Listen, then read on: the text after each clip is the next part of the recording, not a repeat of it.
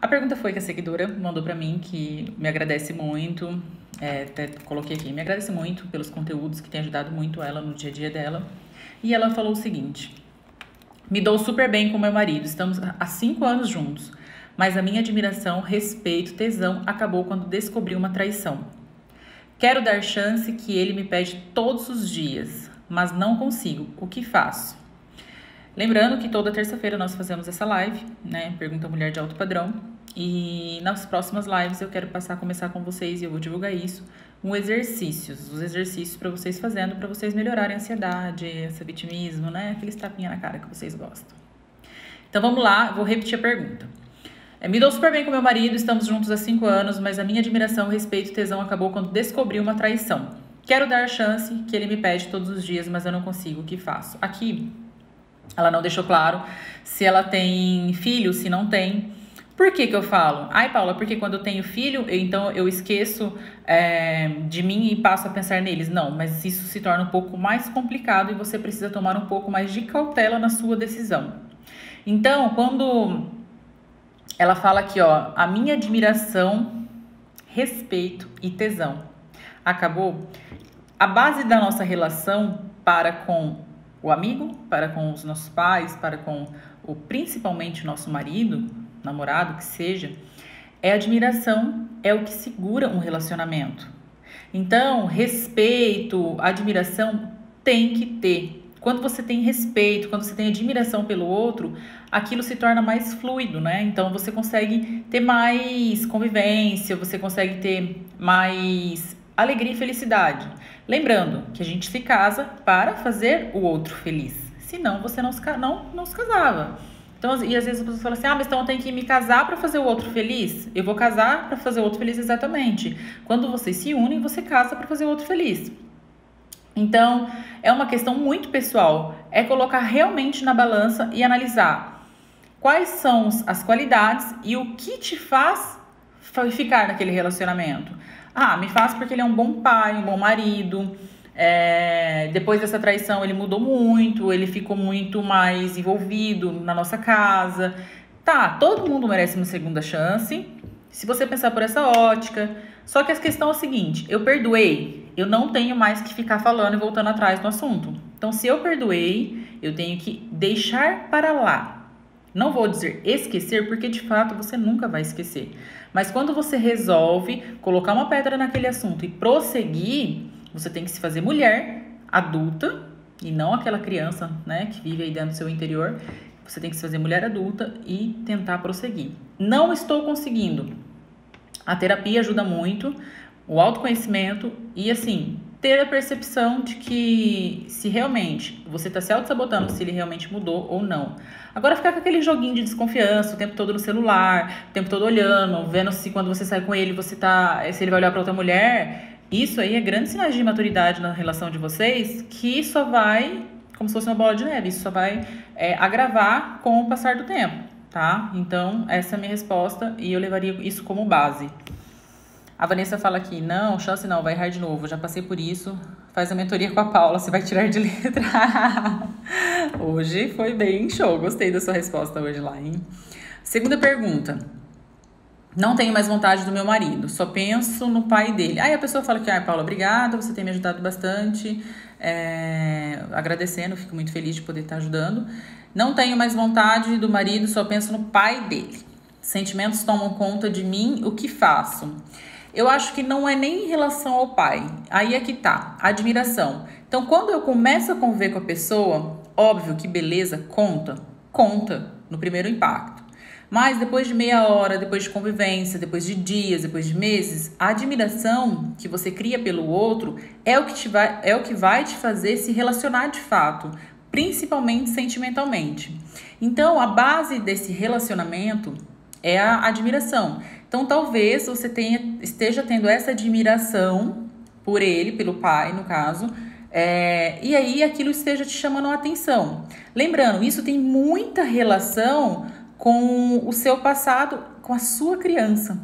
Então, se você, de repente, teve um autoabandono ou você também tem esse sentimento de abandono do seu pai, talvez seja por isso que você esteja se atraindo, pelo que eu vi aqui, ser um pouco mais nova, né? Deve ser, eu tenho seus 30 e poucos anos. Você esteja se atraindo por essa pessoa, né? Com esse sentimento de abandono na minha paternidade, e eu aplico isso hoje nessa pessoa, né? Então, assim, eu não tenho mais vontade do meu marido, mas eu tenho vontade, só penso no pai dele. São sentimentos que tomam conta. E eu concordo que tem sentimentos que a gente não controla. A gente passa a não assumir que a gente tá sentindo, mas a gente passa a não controlar. Tipo, eu não queria sentir, mas qual é o caminho que eu tomo? O caminho que você tem que tomar é entender qual foi essa relação com o seu pai que você tá sentindo de abandono. Então, se eu não, de repente, tive a atenção que eu gostaria lá no passado do meu pai, eu tô buscando isso hoje. Enquanto eu não sanar essa relação que eu tive com o meu pai, você não vai conseguir se desprender desse sentimento. Porque quando a gente se despede, é que a gente se desprende do sentimento. Tá bom? Então, dá uma procuradinha em relação a isso. Porque vai fazer muito sentido para você quando você entender, de fato, essa relação e esse sentimento que você tá criando. Porque, às vezes, não é nem o sentimento, assim, de para homem para com mulher. Esse sentimento de química, né? É mais um sentimento, realmente, de abandono da sua criança. Vamos lá? Paula, acompanho a sua rotina e acho bastante agitada, risos. Tenho 2 filhos, não consigo ter vida social. Não consigo deixar com os outros, não tenho com quem deixar. O que eu faço? Me ajuda. Então é o seguinte, é aquilo que eu já falei em um outro momento. Enquanto você não se priorizar... Paula, mas como que eu me priorizo com 2 filhos? É o seguinte, você precisa entender e se autoconhecer. Tá, qual é o papel do pai nessa relação? Como que o pai pode me ajudar? Porque eu não coloquei filho no mundo sozinho. Ah, mas aqui não tá, né, explícito se tem pai ou não, se tá separado ou não. Se tem pai, tem, né? Se não tá separado ou não. E aí, eu vejo muitas mães falando o seguinte: ah, mas a minha mãe não fica. Sua mãe não tem obrigatoriedade de nada, a obrigação é sua. Você teve o filho, você colocou no mundo, então o filho é seu. A sua mãe já fez o papel dela e agora é sua vez.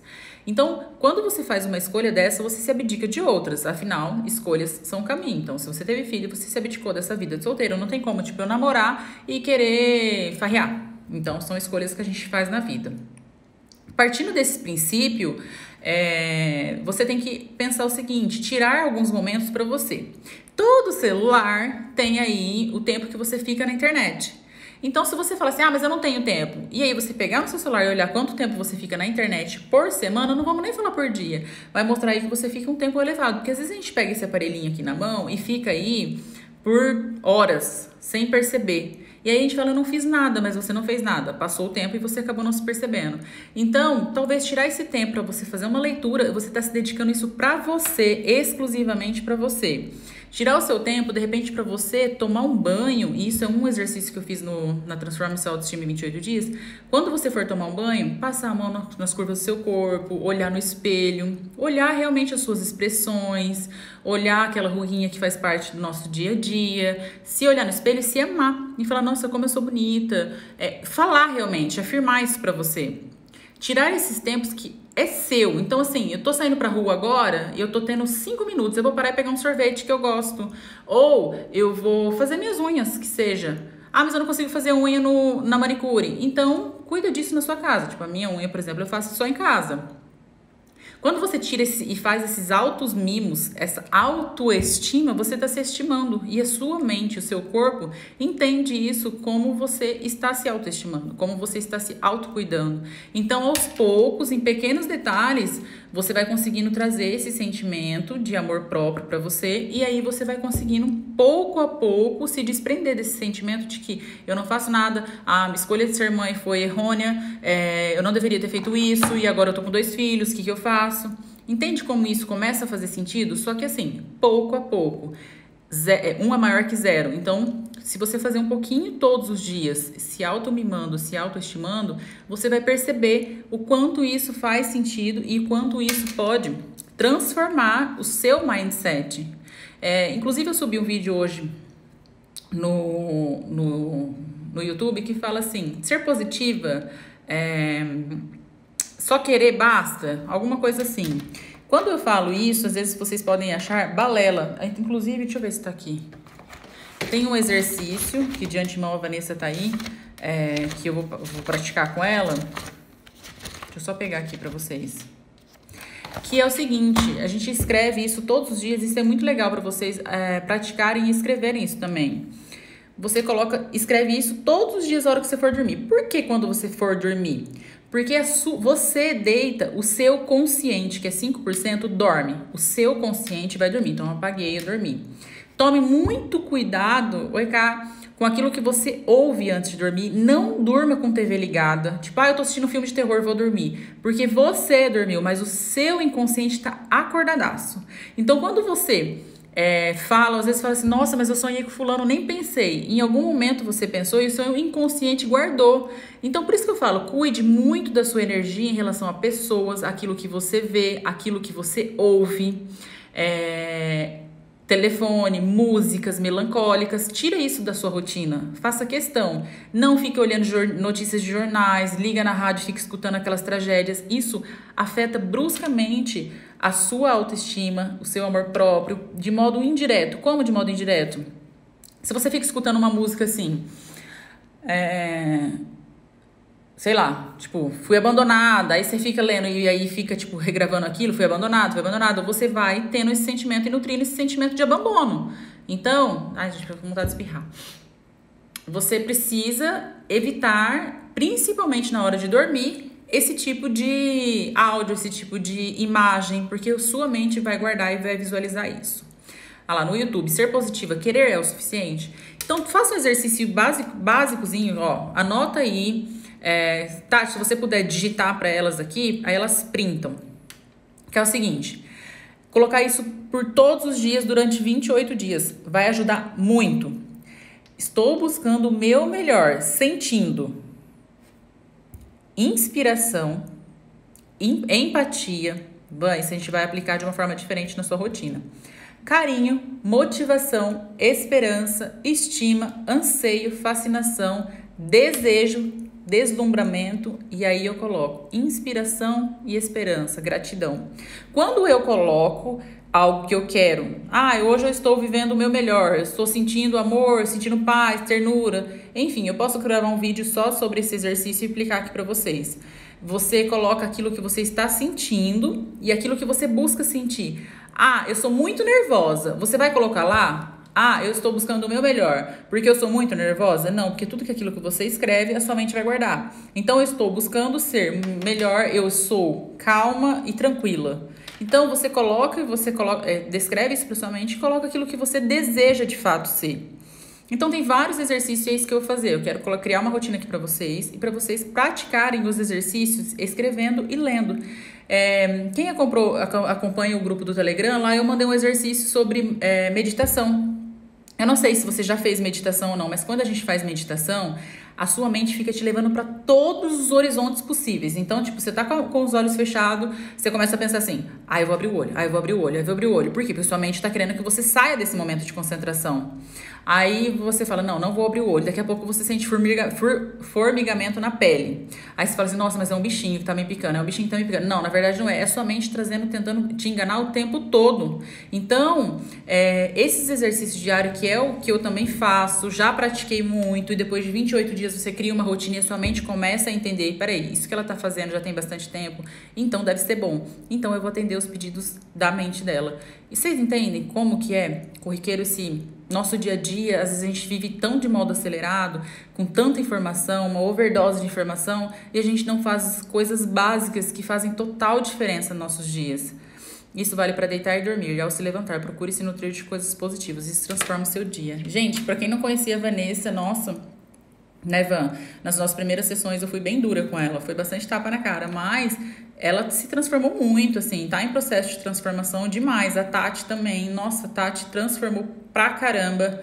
Então, viver com pessoas motivadas, estar com pessoas energizadas e ter pensamentos positivos transforma tudo. Tem o poder de transformar tudo na sua vida. E é por isso que eu gosto de responder essas perguntas, trazer a ótica minha de pensamento, porque seria muito fácil. Fulana foi traída, larga.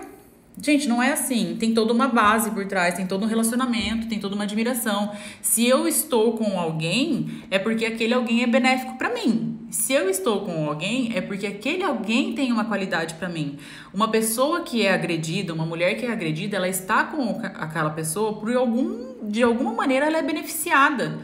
Tá, então se de repente assim, o meu pai na minha infância agrediu a minha mãe, mas em algum ponto ele era bom para minha mãe, eu vou me relacionar hoje com alguém que agride, me agride também, mas que em algum ponto ele também é bom para mim. Tudo que você vivencia hoje tem relação absurda e direta com a sua infância. Então, quer entender o seu hoje? Entenda a sua infância. Os nossos exercícios e os exercícios que eu gosto de aplicar para as mentoradas são muito trazendo à tona a infância delas, muito, porque as nossas repetições são brutais. A gente repete muito o que a gente vivenciou no passado, quais foram as nossas referências passadas. Então, se você olha hoje para um ser e fala assim, nossa, fulano é isso, fulano é aquilo, que você julga ser uma pessoa errada, uma pessoa foqueira, uma pessoa isso, aquilo, se mantenha à distância e olhe para um ser como se fosse uma criança fazendo birra. Sabe quando você chama a atenção da criança? E é a mesma coisa que você querer explicar matemática ou equação para uma criança de 2 anos e ela não vai entender? É basicamente isso. Você querer explicar algo para um adulto que não sabe nem aquilo que ele está falando, nem quiçá aquilo que ele está fazendo. Então, compreenda o outro e olhe para o outro tentando buscar ser diferente para você. Buscando tentar compreender o seu passado para você administrar o seu presente e melhorar o seu futuro. Até o brilho no olhar, faz muita diferença, até o brilho do olhar, totalmente. Sim, realmente uma mudança gigantesca em minha vida. Realmente fazer exercício me ajudou muito. Você tá muito boazinha hoje, Paula. Eu tô, né? Eu tô porque eu vou começar a fazer os exercícios e gravar. É porque as perguntas hoje foram mais brandas, né? Porque quando alguém fala pra mim assim... Ai, Paulinha, aqui eu até ia falar nessa questão do... Eu não consigo fazer isso, eu não consigo fazer aquilo. Quando a gente fala eu não consigo, a gente entra pra uma área de vitimismo, né? E quanto mais vitimista eu sou, mais eu tendo a ser. E aí todo mundo é errado e eu sou o certo, né? E aí, se você entra nessa bolha, você vive numa fantasia. Até me perguntaram esses dias no Instagram sobre drogas. Paula, relação com drogas tem relação com o pai. Como você tem certeza disso? Estudo. Eu estudo demais sobre. E pessoas que são alcoólatras, pessoas que são viciadas em determinadas coisas, ou que seja droga, ou que seja álcool, ou que seja também em objeto, como... Ai, eu gosto, por exemplo, de... Como é que eu posso explicar? De carro. Eu gosto de carro, e aí eu sou viciada em carro, eu não posso ver, eu posto foto de carro, quando eu vejo carro, não sei o quê, mas assim, vício, tá? É diferente de gostar. E aí, quando eu vicio em algo, aí você aprende que aquilo não é normal. Se eu vicio em arma, se eu vicio em carro, se eu vicio em bolsa, se eu vicio em algo assim que... Aquilo que, sabe quando você olha e fala, tira isso do meu controle? É porque você teve algum problema lá no seu passado. Então, você tem que aprender a digerir esse vício, entender de onde está vindo a raiz desse vício e porque você está vivendo num mundo fantasioso. Então, assim, quanto mais... É como se fosse uma bolha, uma bexiga, pensa numa bexiga cheia e você vive lá dentro.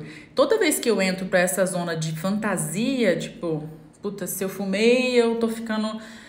Eu saio da minha zona de realidade. Se eu comprei isso, sabe quando você fala, puta, ai, comprei. Aí eu saí da minha zona de realidade. Quando eu caio na minha zona de realidade, eu vejo que aquilo não era o que eu queria. Eu vou lá, ou eu faço de novo, ou embebedo, ou eu fumo, ou eu vou lá e tendo a comprar, me endivido. Tudo que você faz, você quer voltar para esse mundo seu de fantasia. E aí você está nutrindo a sua criança interior. E quanto mais você nutre, mais ela cresce. E mais você... cai para essa zona de abismo, de irrealidade, você não consegue lidar com a sua fase adulta. Só que aí vai chegar lá na frente, os seus 30, 40 anos, 45, 50 anos, você fala assim, meu, a vida passou por mim e eu não me dei conta. Porque você não quis sair desse mundo de fantasia, você não quis assumir a sua postura de homem, de mulher e assumir que mudar dói, mas é necessário. E lembrando que tudo que a gente faz hoje tem uma consequência. Busque entender o seu passado, a sua criança. Eu sei que dói, eu sei que mexer com o passado é muito complicado, mas vai te trazer muita transparência para o seu presente. Eu estava com o pensamento que queria morrer. Daí abri o aplicativo e... Olha, que sensacional, Camila. Você falando assim, Camila, eu falei inclusive no vídeo, eu acho que tá no feed de hoje. A nossa mente, ela tem 5 segundos. Para e pensa comigo. Então, tipo assim, vou fazer uma analogia aqui, tá?